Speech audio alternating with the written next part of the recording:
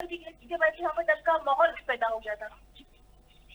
विमल sir, देखिए आप भी यहाँ मौजूद थे जब ये पत्थरबाजी हो रही थी, आपको कैसा फील हुआ, आप क्या कर रहे थे उस टाइम? जी देखिए, उस समय ना न्यूज रूम में लोग भागने लगे, अफरा तफरी का माहौल बन गया, क्योंकि लोग अक्सर ज्यादातर डर गए थे, इसमें लोग बैठे थे और हमारे सामने जितने ये दो लोग बैठे हुए, ये पत्थर इनको आके लगने वाला था, लेकिन बच गया ये। हालांकि उस समय कांच भी काफी टूट गए थे, जिससे माहौल काफी अफरा तफरी। तो देखिए, साफ तौर पे आपने सुना कि किस तरीके से जब ये पत्थरबाजी हुई थी तो पूरा माहौल अफरा तफरी वाला हो गया था। आपको मैं एक और बात बता दूं, साफ तौर पे वो कर्मचारियों को जब पता चला कि यहाँ मीडिया काम करती है, यहाँ प्रेस का ऑफिस है, तो साफ तौर पे उन लोगों ने अटैक करना यहाँ भी शुरू किया। एक हमारे पास हमारे सीसीटीवी कैमरे में सारा फुटेज रिकॉर्ड हुआ है, आपको समय पे हम उसको भी दिखाएंगे। तो देखिए, साफ तौर पे जब उन्हें पता चला कि यहाँ प्रेस वाले काम करते हैं, यहाँ मीडिया का ऑफिस है, तो लगातार उन्होंने तोड़फोड़ करनी शुरू कर दी। वो अंदर प्रवेश करने का भी लगातार कोशिश कर रहे थे। लेकिन एक बात निशा, मैं बार बार दोहरा रही हूँ कि एफएम न्यूज की टीम ने कई बार पुलिस प्रशासन से संपर्क करने की कोशिश किया। हमने 1.5 घंटे तक कॉल मिला है, लेकिन प्रशासन की तरफ से कोई जवाब नहीं आया। निशा, बिल्कुल। अंकिता देखिए, अब क्योंकि 2 बजे से भी ज्यादा का समय हो गया है, 2:30 बज चुका है, अब हमारी जो दूसरी शिफ्ट है उसके आने का समय भी हो चुका है। जरा उनसे भी पूछे कि रास्ते में आपको कहीं ऐसी समस्या का सामना तो नहीं करना पड़ा, क्योंकि आप देखिए हम भी मॉर्निंग शिफ्ट के लोग हैं, हम भी अब जाएंगे, क्योंकि अब ऐसी चीजें देखने को मिल सकती है और बहुत डरावनी है ये चीजें। जरा पूछिए जो भी 2 बजे के शिफ्ट में आए हैं, क्या ऐसा कोई माहौल रास्ते में देखने को मिला? अंकिता देखिए, अभी अभय जी आप अभी आए हो रास्ते से, कैसा माहौल था रास्ते में? अभी जब मैं आ रहा था तो रास्ते में काफी ज्यादा भीड़ थी और मतलब वहाँ ना कोई प्रशासनिक व्यवस्था है कि इंसान कैसे निकलेगा, और 1 किलोमीटर दूर आने में करीब आधे घंटे 45 मिनट लग गया और कोई प्रशासनिक व्यवस्था नहीं है। और उग्र भीड़ जिस तरीके से लोगों को हमला करे, लोग जान बचाने के भाग रहे हैं वहां से। तो देखिए, साफ तौर पे एक ही सवाल निशा बार बार उठ रहा है कि प्रशासन की तरफ से इसको लेकर कोई कदम नहीं उठाया जा रहा है। सीएम प्रेस कॉन्फ्रेंस कर देते हैं, डीएम अपना बयान जारी कर देते हैं, लेकिन जब आप धरातल के काम की बात करते हो तब जीरो, कोई काम नहीं होता है। साफ तौर पे इसी को लेकर ये कर्मचारी प्रदर्शन कर रहे थे, 4 दिन से प्रदर्शन पर बैठे थे और लगातार डीएम की तरफ से बयान सामने आ रहे हैं कि इनके वेतन को बढ़ा दिया जाएगा, ओवर टाइम करेंगे उसके पैसे मिलेंगे। लेकिन सुरक्षा की जब बात आती है, क्या आम इंसान के जीवन का कोई मूल्य नहीं है? क्योंकि ये कर्मचारी 4 दिन से प्रदर्शन कर रहे थे और लगातार प्रशासन को चेता रहे थे कि अगर उनकी मांगों को नहीं मांगा गया तो ये प्रदर्शन और उग्र हो जाएगा। इसको लेकर प्रशासन को बिल्कुल तैयार रहना चाहिए था, योगी सरकार को बिल्कुल तैयार रहना चाहिए था, परंतु कुछ नहीं देखने को मिला। और उन्होंने हर जगह, नोएडा के कई सेक्टर्स है जहां पे उन्होंने अफरा तफरी मचा दी। और देखिए, साफ तौर पे एफएम न्यूज पे भी आज हमला हुआ है और इधर प्रवेश करने का वो लोग लगातार प्रयास कर रहे थे। जब मैं उनके पास गई तो साफ तौर पे पहले तो उन्होंने मुझे इस पत्थर से मारा। देखिए, ये पत्थर पहले उन्होंने मुझ पे चलाया था निशा, उसके बाद जब मैं डर से वापस आ गई, इसके बाद जब हमारे सीनियर्स ने जब जाके उनसे बातचीत की तो फिर वो अपनी बातों को लेकर बोलने के लिए कैमरा के सामने तैयार हुए, जो कि हमने आपको सुनवाया। तो साफ तौर पे इस पे एक ही सवाल बार बार खड़ा होता है निशा कि प्रशासन को इसके लिए तैयार रहना चाहिए था, प्रशासन को पहले से व्यवस्था करनी चाहिए थी। क्योंकि 4 दिन से अगर कोई कर्मचारी लगातार प्रदर्शन कर रहा है, अगर आप उसको हल्के में लेते हो तो ये ऐसा मंजर हो सकता है, साफ तौर पे आज ये प्रशासन पे बहुत बड़ा प्रश्न चिन्ह खड़ा करता है। बिल्कुल। अंकिता देखिए, एक तस्वीर जो इस समय मैं लाइव आप लोगों को दिखा रही हूँ, ये कांच और ये पत्थर, एक सच्चाई तो ये थी अंकिता, लेकिन एक सच्चाई वो भी थी, क्योंकि मैं आपकी ग्राउंड रिपोर्ट सुन रही थी, उसमें मैं सुन रही थी कि किस तरीके से एक व्यक्ति, एक मजदूर, एक कर्मचारी ये कहते हुए सुनाई दे रहा था कि देखिए, वो उन्होंने साफ तौर पर आपसे कहा था कि आप शायद मेरे दिल के उस दर्द को नहीं समझ सकते। 13,000 रुपए मुझे मिलते हैं, उस 13,000 में 5,000 का मैंने सिलेंडर भरवाया। अभी आपने देखा कि सिलेंडर की कितनी किल्लत थी। उसके बाद बिल्कुल अंकिता, उसके बाद उन्होंने कहा कि मेरे 2 बच्चे भी हैं। अब आप ये सोचिए, वो 2 बच्चे स्कूल भी जाते होंगे, और साथ ही साथ तब बहुत बुरा लगा जब उन्होंने कहा कि मेरे चप्पल घिस गए हैं, मेरे चप्पल घिस गए हैं।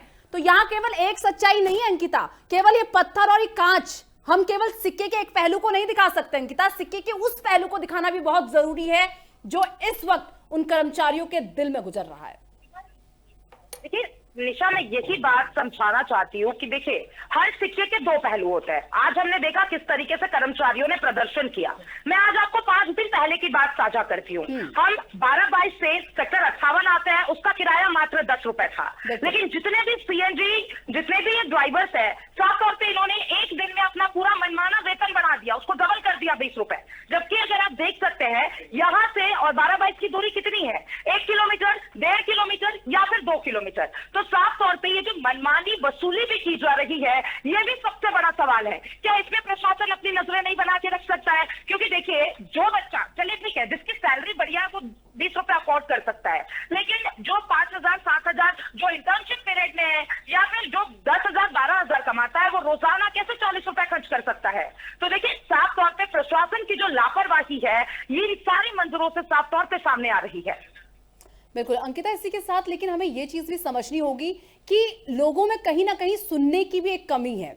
आप देखिए ना, मैसेज पहुंच चुका है इस चीज का कि समाधान, जो समस्याएं जो कर्मचारियों को थी उनका समाधान जो है किया गया। खुद डीएम ने आकर ये चीज बोली है, लेकिन वो मैसेज जो है कन्वे नहीं हो पाया है, या वो असामाजिक तत्व बहुत ज्यादा हो गए हैं जो इस तरीके से हुड़दंग मचाते हुए नजर आए हैं। लेकिन आप ये चीज मानिए, हमेशा जब कोई चीज फैलती है तो उसमें अफवाह सबसे ज्यादा होती है, उसकी वजह से चीजें और ज्यादा सर्कुलेट होती हैं, और यही चीज यहां पर देखने को मिली। जबकि ये तो एक दिन पहले डीएम का जो है बयान सामने आ चुका है कि हम ये चीज कर चुके हैं। और इसके साथ आप ये भी बताइए कि जो कंपनी मालिक हैं, जो ये कंपनी मालिक है, क्या कोई आश्वासन इनकी तरफ से इन कर्मचारियों को दिया गया है वेतन को लेकर? और आपने अगर उनसे ये पूछा हो क्या आपका जो वेतन था वो आपको मिल गया है? क्योंकि 10 तारीख का जो है समय दिया गया था, अब 10 तारीख से आज 13 तारीख हो गई है। हालांकि भले एक दिन पहले बयान आया हो, लेकिन क्या जो कर्मचारी थे उन्हें वेतन मिल गया है या नहीं? देखिए साफ तौर पे निशा, जब मैंने उन कर्मचारियों से बातचीत की, देखिए आप बिल्कुल सही कह रही है, कुछ लोग बिल्कुल प्रदर्शन कर रहे थे और कुछ लोग उसमें सिर्फ हवाबाजी करने के लिए खड़े थे। जो 18-20 साल के लड़के थे, साफ तौर पे सिर्फ नारे लगाने का काम कर रहे थे और छोटी चीज को बड़ा करने का ये लगातार प्रयास किया जा रहा था। लेकिन बिल्कुल इसमें हम उन लोगों को बिल्कुल नहीं भूल सकते हैं जिनसे मैंने बातचीत की और जो बिल्कुल अब परेशान हो चुके हैं, जिनकी उम्र 40 से 45 साल हो चुकी है, जिनके बच्चे पढ़ने के लिए बिल्कुल मोहताज हो गए हैं, जिनको खाने के लिए सोचना पड़ता है। क्योंकि देखिए बार बार यही चीज सामने आ रही है, बेसिक वेतन कितना होना चाहिए? नोएडा स्मार्ट सिटी के तौर पे नोएडा विस्तार कर रहा है, लेकिन नोएडा में अगर आप वेतन की बात कर लेते हैं तो आपको 12,000, 13,000 रुपए वेतन दिया जाता है। सरकार घोषणाएं करती है, डीएम प्रेस कॉन्फ्रेंस करती है, साफ तौर पे कहती है कि आपको वेतन आपकी बढ़ा दिया जाएगा या फिर जो आप ओवर टाइम कर रहे हैं उसके पैसे दिए जाएंगे। लेकिन मैं बार बार यही चीज कह रही हूँ, धरातल पे उसका परिणाम कुछ नहीं मिल रहा है। कि बातचीत होती है, महीने निकल जाते हैं, साल निकल जाता है, लेकिन कर्मचारियों के हाथों में कुछ नहीं लगता निशा। इसलिए जब आज ये गुस्सा फूटा तो इस तरीके का मंजर साफ तौर पे देखने को मिला। बार बार डीएम से बातचीत होती है, कर्मचारियों ने ये अचानक से ये फैसला नहीं किया, अचानक से इतना ज्यादा प्रदर्शन देखने को नहीं मिला। 4 दिन से ये कर्मचारी लगातार प्रदर्शन पे बैठे हुए थे और ये लगातार अपनी मांगों को लेके प्रशासन से मांग कर रहे थे, या तो उनसे बातचीत कर ली जाए या तो उनके ऑफिस के स्टाफ उनसे बातचीत कर ले जो सीनियर लेवल पे है, लेकिन उनके तरफ से कोई कदम नहीं उठाया गया निशा। तब जाके इनका गुस्सा फूट पड़ा, तब इन्होंने ये तोड़ फोड़ और आगजनी जैसे मामले किए हैं। बिल्कुल अंकिता, इसी के साथ लेकिन ये चीज तो आप माननी पड़ेगी कि ये नोएडा पुलिस, उत्तर प्रदेश पुलिस हर चीज में नाकाम साबित हो रही है। आपने देखा इससे पहले भी बहुत सारे ऐसे इंसिडेंट हुए जिसमें पुलिस बहुत देर में, जब लोगों की जान चली गई उसके बाद ही पुलिस पहुंचती है। आज भी वही घटना, आप सोचिए जब माहौल थोड़ा शांत होने लगा तब जाकर ये पुलिस पहुंचती है। अगर इस पुलिस की जिस समय हमें जरूरत है उस समय अगर ये पुलिस नहीं पहुंचती तो बाद में पहुंचने का कोई फायदा नहीं। अगर ये बाद में ना भी पहुंचे तो कोई फर्क नहीं पड़ता उस चीज से। बिल्कुल सही। चलिए अंकिता, आपके पास में आऊंगी, लेकिन इसी बीच एक बड़ी खबर सामने आ चुकी है। नोएडा प्रदर्शन से जुड़ी इस वक्त की सबसे बड़ी खबर आपको दे दें, एफएम न्यूज के दफ्तर में गेट तोड़कर घुसने की कोशिश की गई है। एफएम न्यूज के कैमरे में कैद हुए हैं प्रदर्शनकारी। कोशिश नाकाम होने पर आक्रोशित भीड़ ने पत्थरबाजी की। नोएडा में कानून व्यवस्था सवालों के घेरे में है, स्थिति काबू करने में विफल नजर आई है नोएडा पुलिस। ये बड़ी और अहम जानकारी देखिए, एफएम न्यूज के कैमरे में वो जो मंजर आज एफएम न्यूज ने देखा वो पूरा कैद हुआ है। तो ये बड़ी जानकारी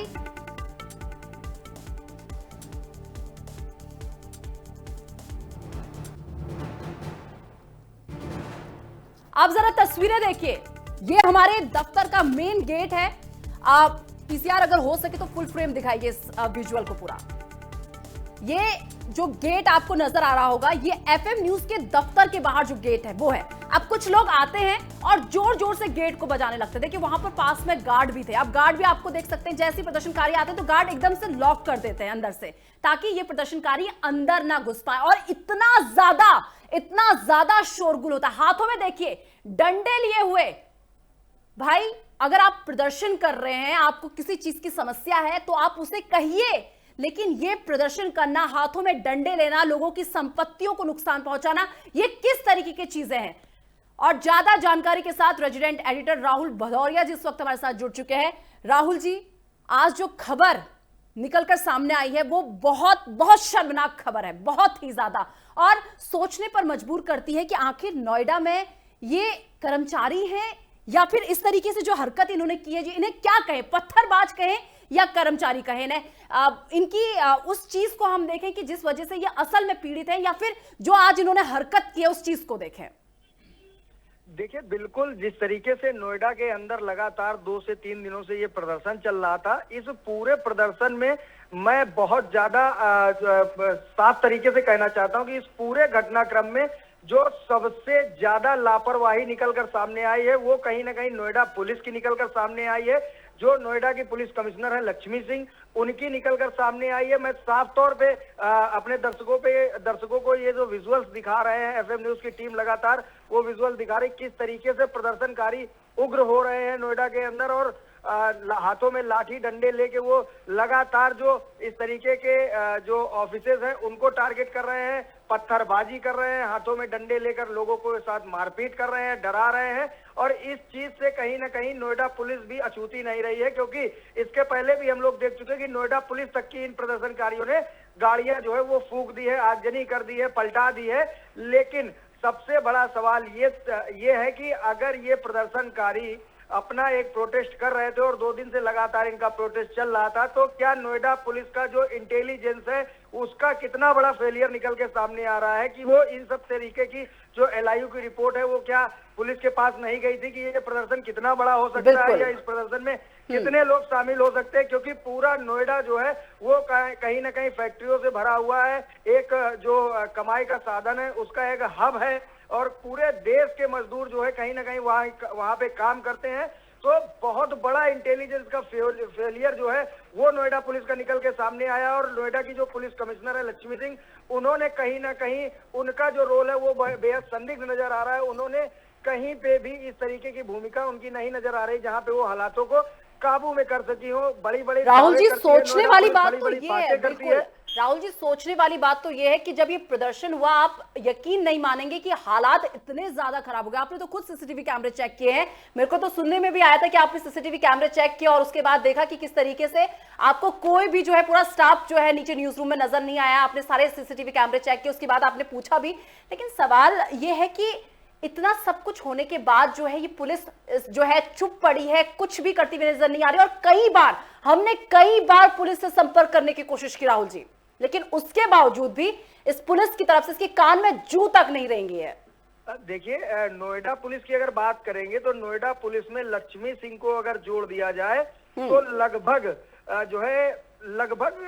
अगर एससीपीज की बात करेंगे और आपके एडिशनल सीपीज की बात करेंगे और जो आईपीएस रैंक के ऑफिसर है, अगर इन सभी की मिला के बात करेंगे तो लगभग जो है 25 से 30 लोगों से ऊपर जो आईपीएफ जो है वो उस नोएडा पुलिस में भर्ती हैं और नोएडा पुलिस के लिए काम कर रहे हैं। लेकिन अगर बात करी जाए एफएम न्यूज के ऑफिस के बाहर की, जिस तरीके से सबसे पहले तो इनका फेलियर एक ये है कि जहां जहां फैक्ट्रीज एरिया है वहां पे इनको जो है चाहे पीएससी तैनात करते या फिर अपनी फोर्स तैनात करते या फिर आरएएफ जो है उसको तैनात करते, लेकिन इनको उन फैक्ट्रीज के बाहर, उन फैक्ट्री एरिया के बाहर लगातार जो प्रशासन है या शासन है उसको जो है इनको प्रशासन की जिम्मेदारी बनती कि वहां पे। लेकिन ये ढिलाई भी कह सकते हैं राहुल जी, ये ढिलाई भी कह सकते हैं, तैनात करना चाहिए था। निशा, जिस तरीके से भीड़ इकट्ठा हुई और एफएम न्यूज के ऑफिस पे जो है पथराव किया है उन्होंने, एफएम न्यूज के जो ऑफिस के बाहर के शीशे हैं उन पे पथराव किया है। हमारी जो महिला एंकर बच्ची थी उसके साथ इन्होंने जो है पथराव किया है और हमारे ऑफिस का गेट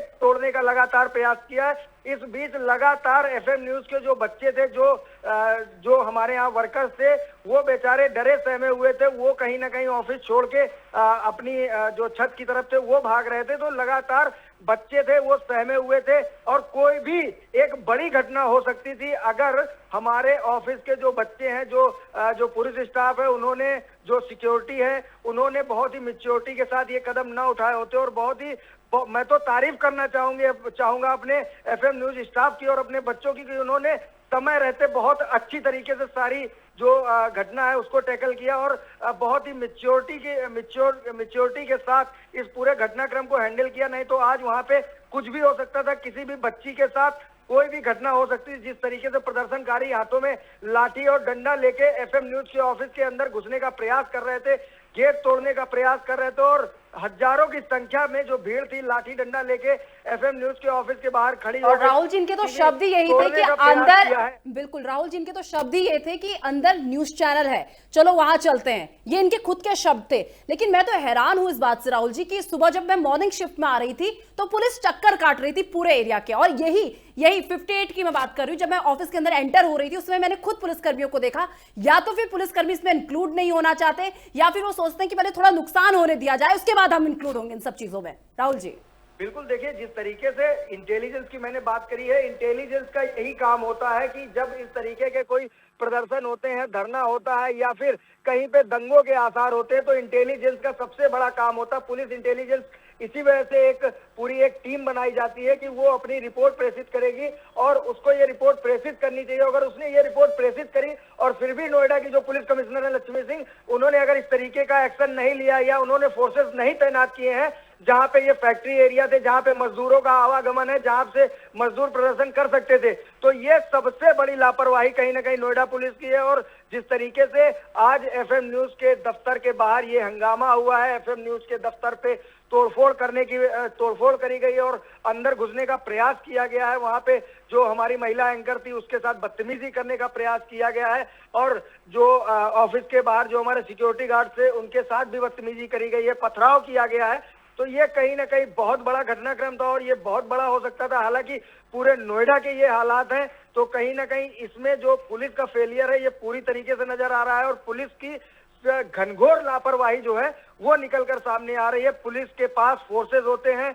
दूसरे प्रदेशों से भी फोर्सेज मंगाए जा सकते हैं, दूसरे जिलों से भी फोर्सेज मंगाए जा सकते हैं अगर आपके पास पर्याप्त फोर्सेज नहीं है। हालांकि नोएडा पुलिस के पास इतनी पावर और इतनी ताकत थी कि ये जो चुटकी भर मजदूर थे जिन्होंने इस तरीके का प्रदर्शन, अभी राजीव कृष्णा जो यूपी के डीजीपी है उनका बयान आया कि हर एक संदिग्ध के ऊपर नजर रखी जा रही है। तो ये नजर तब पहले कहां चली जाती जब आपका इंटेलिजेंस नहीं बता पाता है कि इस भीड़ में मजदूरों के साथ साथ कुछ ऐसे असामाजिक तत्व भी घुसे हुए हैं जो इन तरीके के धरनाओं को जो है प्रदर्शन का रूप या आक्रामक होने का रूप राहुल जी देखिए, प्रदर्शन तो इस सिक्के का एक पहला हिस्सा था, लेकिन सिक्के का दूसरा हिस्सा, दूसरी सच्चाई ये भी थी जो एफएम न्यूज के कैमरे में कैद हुई है, जिसमें वो मजदूर, वो कर्मचारी ये कहता हुआ, मेरी सहयोगी से वो ये कहता हुआ नजर आया, कहता हुआ कैप्चर हुआ है कि देखिए भाई, हम तो, हमारी चप्पलें घिस गई हैं, 13,000 रुपए हमें वेतन मिलता है, 13,000 में हम 5,000 का सिलेंडर भरवाएं या फिर 5,000 का हम रेंट दें और 2 बच्चे हैं मेरे। वो प्रतिक्रिया अगर आप सुन लेंगे ना तो मतलब आपके इमोशंस जो है आपके रुक नहीं पाएंगे, क्योंकि हमें सिक्के के दूसरे पहलू को नहीं भूलना चाहिए। निशा प्रदर्शन और उपद्रव दोनों अलग अलग चीजें हैं। बिल्कुल, आपकी मांगे हैं, आप अपनी मांगों का प्रदर्शन कर सकते हैं, जायज तरीके से प्रदर्शन कर सकते हैं, सरकार हलक में हाथ डाल के अपनी मांगे मनवा सकते हैं। ऐसे कई प्रदर्शन हुए हैं जिनपे सरकार को बैकफुट पे जाना पड़ा है। किसानों ने भी देश के प्रदर्शन किया था और उन्होंने प्रदर्शन करते करते अपनी मांगों को देश के प्रधानमंत्री से वापस करा लिया था। लेकिन इसका मतलब ये बिल्कुल नहीं हो सकता है कि आप जो है बदतमीजी करेंगे, आप लाठी डंडा लेके सड़कों पे आएंगे, आप आगजनी करेंगे, आप पथराव करेंगे। ये बिल्कुल किसी को कानून से छूट नहीं मिली हुई है। तो ये करने का जो हिंदुस्तान का कानून है वो किसी को अधिकार नहीं देता कि आप प्रदर्शन करेंगे, आप प्रदर्शन करिए, आप उपद्रव कर नहीं सकते हैं। और आप उपद्रव के साथ आप ये भी नहीं देखेंगे कि कौन आपके सामने महिला है, कौन आपके सामने पुलिस है, कौन आपके सामने प्रशासन के लोग हैं। आप बदतमीजी करेंगे, आप लाठी डंडे चलाएंगे, आप पथराव करेंगे, किसने छूट दी है? ये साफ तौर पे उपद्रवी थे। इनको प्रदर्शनकारी बिल्कुल नहीं कहा जा सकता है।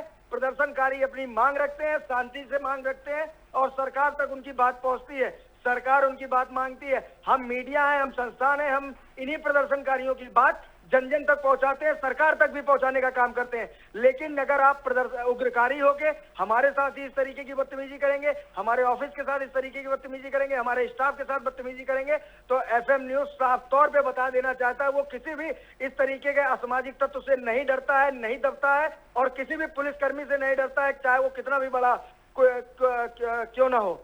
हम अपनी बातों को डंके की चोट पे उठाते हैं, डंके की चोट पे उठाते रहेंगे और जो भी हमसे, हमारे ऑफिस से, हमारे स्टाफ से बदतमीजी करने का प्रयास करेगा उसको हम डंके की चोट पे कानूनी तरीके से जवाब देना भी आता है। मैं डंके की चोट पे कहता हूं कि अगर मेरे ऑफिस के अंदर तोड़फोड़ हुई है, मेरे किसी स्टाफ से बदतमीजी हुई है, तो मैं इस पूरे मामले में एफआईआर भी दर्ज कराऊंगा और नोएडा पुलिस से जवाब मांगूंगा इस पूरी चीज का कि आपकी पुलिस कहां थी जब मेरे ऑफिस के अंदर इस तरीके की बदतमीजी ये उपद्रवी कर रहे थे।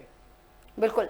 और राहुल जी, आप जब भी ऑफिस आए तो जरूर उन तस्वीरों को देखिए, क्योंकि डराने वाली वो तस्वीरें थी। हमारे एडिटर ठीक उसी शीशे के नीचे बैठकर जो है वो ग्लास लगा हुआ था, उसके बिल्कुल ठीक बगल में बैठकर अपना एडिटिंग कर रहे थे और अचानक से इस तरीके का पथराव होना सच में बहुत शर्मनाक है। और प्रदर्शन करने का देखिए तरीका होता है, आप शांति से प्रदर्शन कीजिए। अगर नहीं सुनती सरकार तो आप दूसरा तरीका भी अपना सकते हैं, लेकिन आप उसके बलबूते में अगर ये करने की सोचेंगे तो आप प्रदर्शनकारी, आप उपद्रवी कहलाएंगे। फिलहाल बहुत शुक्रिया राहुल जी हमारे साथ जुड़ने के लिए और तमाम चर्चा करने के लिए। और मेरे साथ इस बुलेटिन में बस इतना ही। देश दुनिया की तमाम बड़ी खबरों के लिए देखते रहिए एफएम न्यूज।